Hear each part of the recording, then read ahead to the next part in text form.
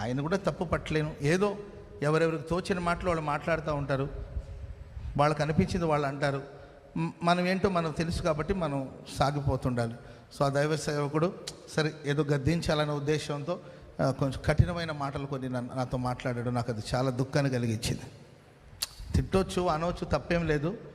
గద్దించడం తప్పేం కాదు. నీతిమంతుడు గద్దించడం అది మనకు తైలాభిషేకమే కాదని నేను అనట్లా. కానీ మనసును నొప్పించేటట్లు ఎవరిని మాట్లాడకూడదు. మనుషులను లోపాన్ని బట్టి మనం ఎవరిని మాట్లాడకూడదు. ఆయన అన్నాడు, ఏరా ఏం చేస్తున్నారు ఇక్కడ అంటే, అన్న ఇప్పుడు దాకా పనిచేసి ఇప్పుడే కూర్చున్నామన్నా, ఇప్పుడే జస్ట్ కూర్చున్నామని అంటే, మీరేం చేస్తున్నారో నాకు తెలుసు అని చెప్పి మేబీ నేను అనుకుంటున్నాను ఈ ఏరియాలోనే అనుకుంటున్నాను. అప్పట్లో గుడారాల పండుగ చిన్న గ్రౌండే కాబట్టి చాలా సంవత్సరాల కిందట, మేబీ ఒక 20 years బ్యాక్ అనుకుంటానండి. 20 years విషయాలు మర్చిపోదామన్నా ఏంటో ఆ విషయాలు నాకు గుర్తుకు వస్తూ ఉంటుంది ఆయా సందర్భాలు. ఆయన నన్ను